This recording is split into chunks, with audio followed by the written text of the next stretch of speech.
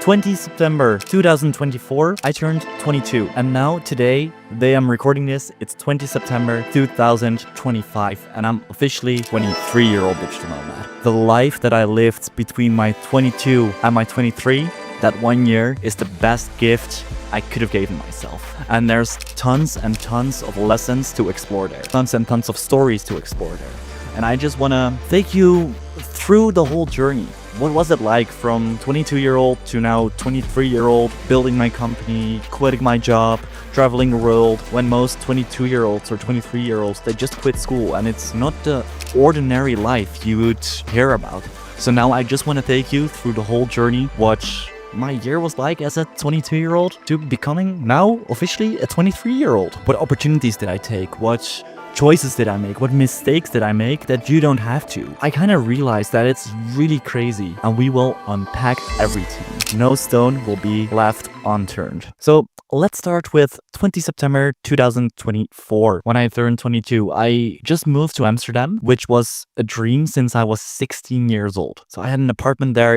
It was quite in the city center, but still there was something going on, something that told me, hey, okay, cool, you're freelancing now. You're freelancing in sales. I was working remote, but most often I was working from home. I enjoyed the city. I enjoyed my friends that I had there. And still I thought it was really cool that I lived in the city center of Amsterdam, because it's a housing crisis in Netherlands. It's quite a thing, just as in a lot of other countries. And then near the end of September, I still had a relation back then, and my girlfriend broke up with me. And honestly, I was quite heartbroken by that because it was a 2-year relation. And from me being kicked out of school 2 years before that, roughly around 2023, 3 years already, 2022, something like that, getting kicked out of school to the whole freelancing journey, she was there. So it was like quite a good relation. But after that, I was like, okay, wait. Now I'm single, in Amsterdam, but I can also work fully remote. What was the reason that I wanted to work fully remote? And that was to travel. So October, I decided to pack my bags and go to Lisbon for a whole month. And in September, I still was in my entrepreneurial phase where I was a sales and marketing consultant, fully commission based, selling marketing software. But I was in the phase that I did not found my group of people yet, because I was still stuck to a lot of my old surroundings, my old friends, my old behaviors in the surroundings that I had when I still was in the Netherlands. And there's nothing wrong with those people. I love those people, but sometimes you need to change your environment to take a next step. And when I went to Lisbon on the 15th of October, something happened. Of course, I still was like, okay, now I'm in Lisbon, what will I do here? I lived there for a month, and that turned out to be really cool. I went to a co-working for the first time in my life. I met multiple entrepreneurs through Meetup. I was in a different city. Wow, it was raining in the Netherlands. It was sunny in Lisbon, and that was something really cool to experience as well. I was working remote, and I met a lot of friends there. I was a speaker there for the first time in my life to talk about sales. I gave a whole presentation about sales. It's also on my channel, and that was quite life-changing in a personal way, because for the first time I did find my crowd that I felt a bit more that I would fit in by changing my surroundings, changing the place that I go to, so networking events, meetups, and everything. And I still have those friends. So I'm in Bali at the current moment, but after Bali I go back to Lisbon again, and I stay with a friend in the city center. And that's all because of that first trip to Lisbon, where I felt like I fit in, where I can network with the right people, and where I had the opportunity to talk about my profession, and that was sales at the moment. And also when I was there working surrounded by entrepreneurs, the first seed actually got planted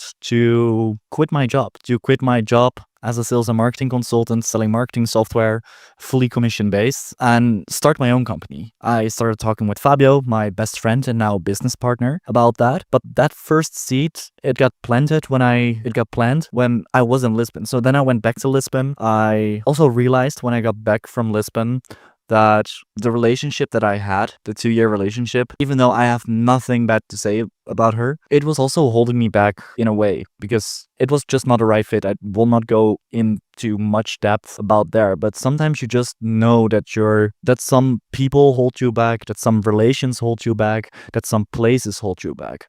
And what I really learned from that is that it's okay to cut the cord and just go. That it's okay that certain things end, because when certain things end, when certain doors close, new opportunities and new doors will open to a new life for you to explore. And in a way, I'm really happy that I was able to experience that through that breakup, even though I was heartbroken about it.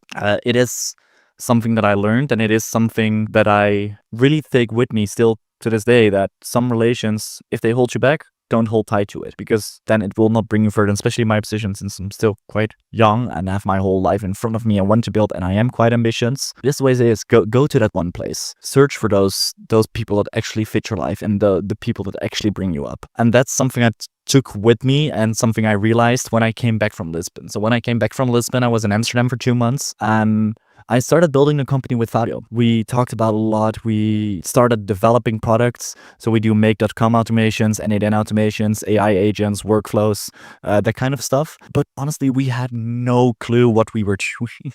And what I would recommend there, and it's also a really, really, really important lesson that we're implementing right now, and that works quite well, that's first get proof of concept before you start building. So then you build based on what the market wants, instead of just building it because of building it. When you first sell, when you first get your proof of concept because you already sold it, you can literally build your product with the client that you just sold. And in that way, you immediately earn money, you get paid to make mistakes. And of course, like, if you don't have the skill set yet, underprice yourself as long as the value is there. I mean, as long as people are willing to pay for what you're doing, and you know you're still learning, and you will be able to deliver eventually, it's okay. That's how you learn. But what we did, for the first half a year, for the first couple of months, we just spent so much time on building and perfecting the offer and all of that. Well, in the end, it was just, if we just like started doing outreach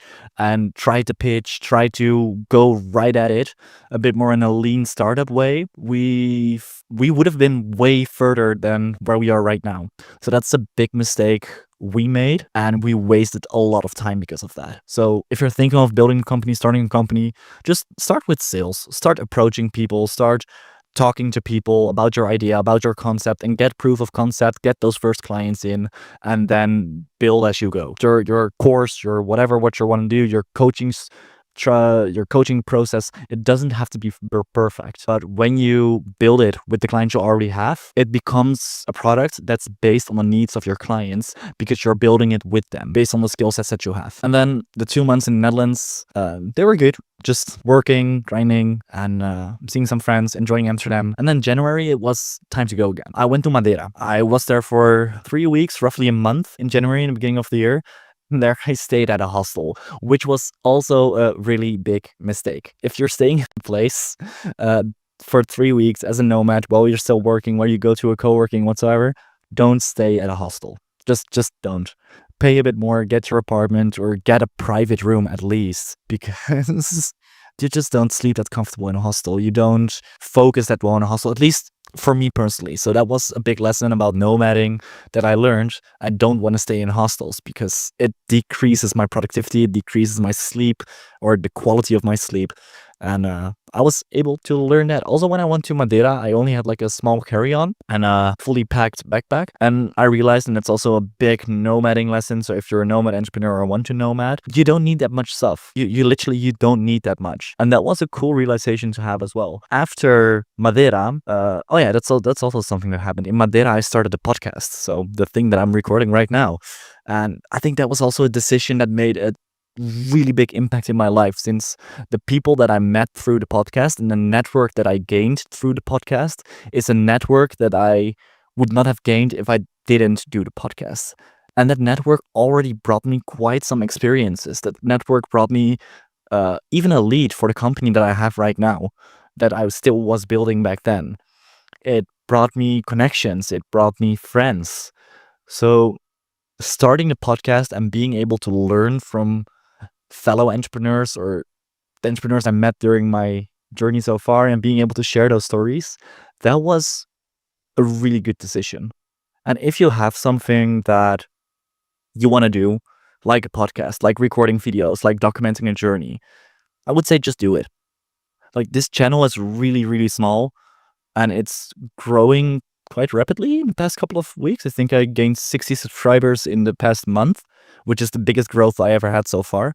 And even though the channel was still small, I got recognized here in Bali by a couple of people who saw a video, which was amazing and a really cool thing to experience. Not the point of the story, but if you want to do something, just do it. Just fucking do it, and don't hesitate about that, because you will never know what it will bring in the long run. And the podcast brought me more in the long run so far than I could have wished for. It's not about the views. It's about the experience, the learnings, and the connections, and creating opportunities for yourself within that. Then it came to February, March, and February, March, I went to Bali for the first time. And I don't want to be too dramatic about it, but I think going to Bali for the first time in February, March, it was literally a dream coming true. When I started with entrepreneurship 3 years ago, starting in sales with the ambition to work remote and with the ambition to go to places like Bali, because I only see it on a YouTube video, and now it's the second time that I'm there. I'm recording this in Bali right now. It showed me that more is possible than what you actually think. And if you really work towards something and you achieve it, that's a really cool thing to experience.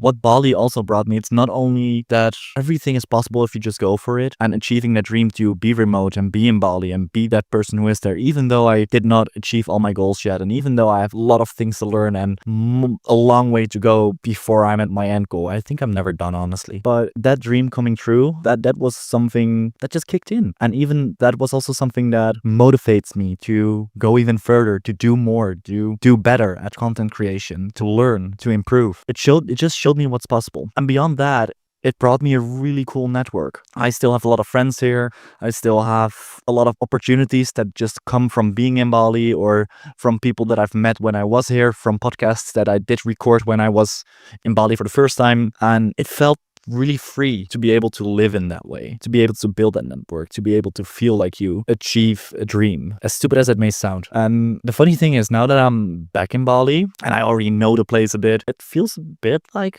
coming home in a strange way. I have the same feeling in Bali as what I have in Lisbon. I just really like the place, and I know my way around there. I know quite some people. I have quite some friends here, and that's just really cool. It's just really cool. What can I say about that? Then after Bali, I went to Vietnam. In April, I went to Da Nang, and what I've learned from being in Vietnam, I already quit my job, but I still had to do my job until June, from the top of my head. So I still had some income, even though it was fully commission based. I still had some income. And when I was in Vietnam, I was quite down. I was like, oh fuck, I already quit my job, but the company's not going as well as planned. I was working on some partnerships and some major deals from people that I met in Bali, but they were not going as well. And what I learned there, that even is when things are down, even when you don't really see the light at the end of the tunnel, it's worth it to push through. It's worth it to go beyond what's necessary to do what you want.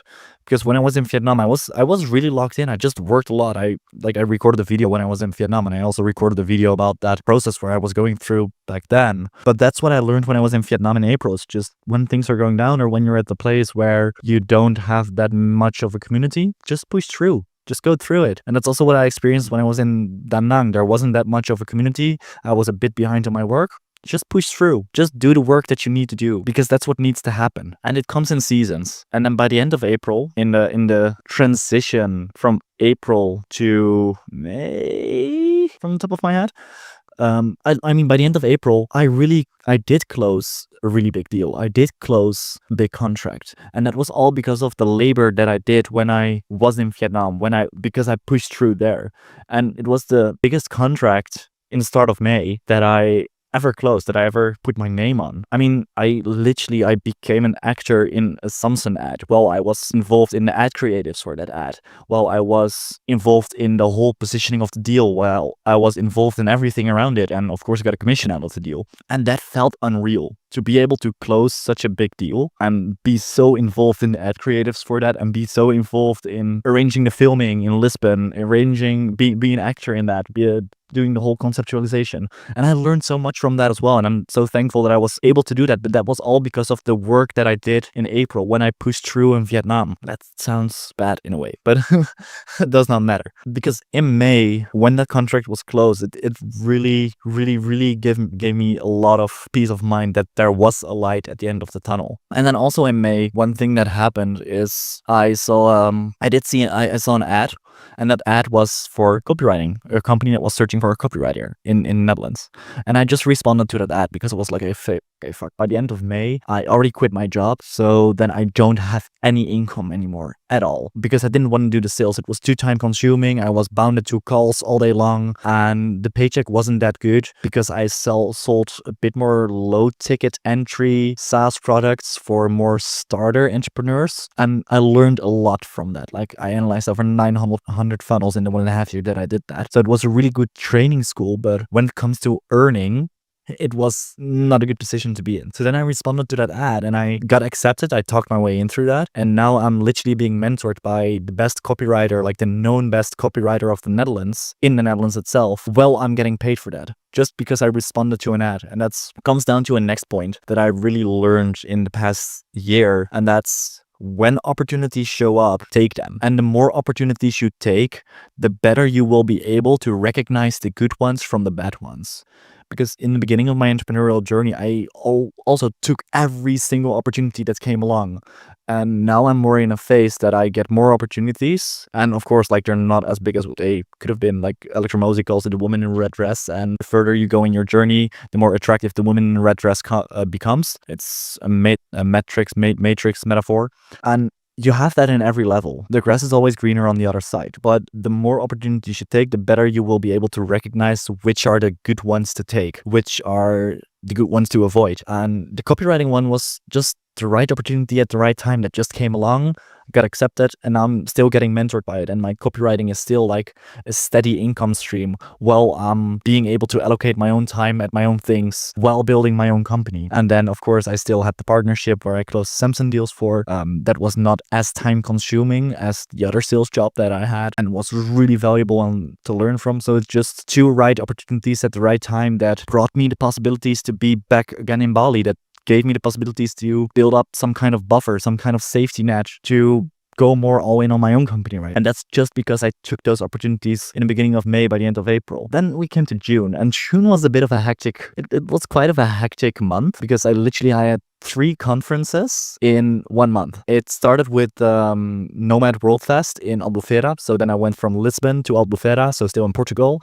And that's where I met Alexander Svetsky. Alexander Svetsky is the guy from Stellantis. Maybe you've seen it, maybe not. And he's like a big Bitcoiner. And he is also the one who introduced me to Bitcoin. And because I went to that conference, he invited me and Fabio, my business partner, to BTC Prague and to the Bansko Nomad World Fest, or Bansko Nomad Fest. And at BTC Prague, I was able to meet Michael Saylor. That's like one of the biggest names in the entire Bitcoin space. I was able to learn about Bitcoin. I was able to see the possibilities that Bitcoin has and the opportunities that Bitcoin brings while being mentored for 2 weeks straight up by a millionaire. And that was what I learned from that, from 3 conferences. And by being in contact with Svetsky, is that you need to show up. No matter what happens, show up. So you have push through and show up. What I mean with show up, go to the places. I created opportunities for myself because I went to Bali. I created opportunities for myself because I went to the conferences. Go to the places. Don't hesitate to pay for a conference ticket and meet the right people, have the right conversations, and then take action on it. Deliver. And that's a really big, cool, nice lesson that I also learned in the past year. So those 3 conferences at the Nomad World Fest, that was the first one. That's where I met Alexander Svetsky. And that's also where me and Fabio got the opportunity to be speakers for the first time for our own company, to talk about AI agents and workflows. And the footage that I created there is something I'm now gonna work with to create a VSL for our company, so video sales letter, and to help our company to set up a funnel, all because of that speaking gig. I still have the footage of us doing a presentation, and that's what I mean. Like, if you show up, the results can come later in hindsight, but you will never know if you don't show up. And then from Nomad Conference, BTC Prague, being mentored by Svetsky, and then Bansko Nomad Fest, where that was also just a really cool experience in general. And also those conferences, it's where you build network, it's where you make friends, it's just show up. That's the message. Just show up. Do not go too long about that. Then in July, I went back to the Netherlands. After being on the move for half a year, I went back to the Netherlands, and I made a decision to move out of my apartment in Amsterdam. So my 16-year-old dream, I decided to completely move out. And be homeless with a laptop and Wi-Fi just to build my entire business right now remote. I went to Valencia for a week to meet my accountability partner in person. And what I learned from that is that when it comes to an accountability partner, when you have an accountability partner, track data. So what we have is we literally have a Google sheet that we set to-dos, that we set certain goals, that we set certain things for, that we can hold each other accountable for, so that you actually have something to talk about. Then the call you have with your accountability partner doesn't have to be that long, because you set those goals, you set those things. Did I was honest to myself? Did I do my journaling? Did I do that? Did I do XYZ? And then you can just go over the bullet points. Sometimes you have something extra to talk about, and that works as well. But it was a really cool opportunity to be in Valencia for a week and experience that, and then move out of my apartment in Amsterdam and go to Istanbul in August. July went really fast, moving out, go to Valencia, met my accountability partner, and then in August went to Istanbul, went to Bangkok, and then went to Copenhagen. And there I realized again that it's better to, when you're building a company as a nomad entrepreneur, I prefer to slow travel, because being in Istanbul for 1 week, then being in Bangkok for 1 week, while still working during the weeks, while still wanting to see some things, it was quite exhausting. So there I would recommend, and the big lesson is to slow travel if you want to get things done. And that's what I realized when I was in Copenhagen for 3 weeks straight, to just chill. And there's also a video coming about Copenhagen tomorrow. That video will be earlier than this one. Does not matter. And then we're already at September. And in September, that was sick. In September, I was able, and that video I will create, I think by the end of this week, I was a speaker at a Bitcoin conference, at Bitcoin Indonesia, a Bitcoin conference here in Bali. And I was able to have that opportunity because I met Alexander Svetsky, because I showed up, and because I show results. I'm also asked to come to Florianopolis in April 2026. So that's also something that's coming, because I already agreed to that. And that's because you show up, because you show results. And being a speaker on a solo mission in Bali, that was sick. Like the whole VIP treatment. So I was there at the speakers dinner at some point, where they had a traditional Balinese fire dance while you were networking with a lot of the big names in the Bitcoin space, a lot of community owners, and of course like investors, and a lot of Bitcoiners are also just millionaires, like I'm not gonna lie there. And it's just so cool to be with those people, have conversations with those people, talk about their lessons, talk about the journey that they're going through. And at some point they even just came with like a plate of cigars near the end of the conference. And like when I look back at this entire year, and when I look back at memories like that, it's just weird. And sometimes I literally need to pinch myself to realize that this is the life I'm living. And of course I'm working my ass off for it, and of course I'm picking the fruits of my labor that I did in 2 years before I started nomading and traveling, because nothing comes by default. But it is possible. It's not a normal life. And like I said in the beginning of the video, it's not to brag, but it is a big realization to have that whatever you do, if you just keep on going, and if you keep on learning, and if you keep on compounding on the learnings that you have, if you keep on building stuff, that you will get to the next level. Because if I tell to my 21-year-old self 2 years ago the year that I would have as a 22-year-old towards my now 23rd year of life on this earth, it's just crazy to realize. And it's something to be thankful for, and it's something to be grateful for. And that's why I wanted to make this video, to go over it, to be thankful and to be grateful for that. Because for me, it's just the beginning. There's a lot of epic stuff coming. Like I said, I'm invited to go to Florianopolis in Brazil. I'm building up the company. Me and Fabio recently accepted a mentor that I met during the podcast. Funny enough, that will help us build the company. We signed a new contract. We're working on some new leads. We're working on processes.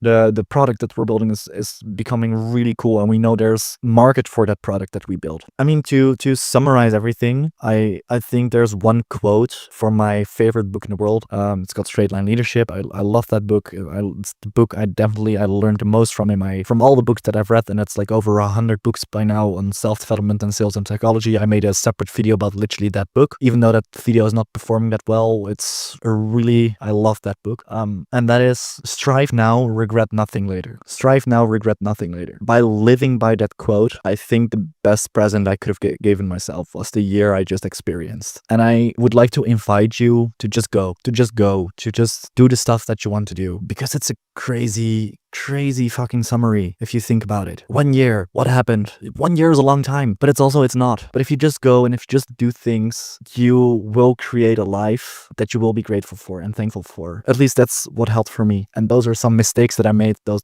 are some lessons that I learned in the past year. And I want to be thankful for that. I want to be thankful for the people who watch this channel, even though it's my hobby project. And I just want to say until next year for another video where we look back on everything that happened in that year as a 24-year-old. And I'm curious to see, because I don't know. But one thing I do know is that I will keep on pushing, keep on learning, keep on growing, that it's just the beginning and that you can do it as well. Subscribe to the channel to follow this entire journey as a nomad entrepreneur and to see what happens. And then I will do my best to provide as much value as possible. And I see you in the next one. Visionaries, take action. Ciao.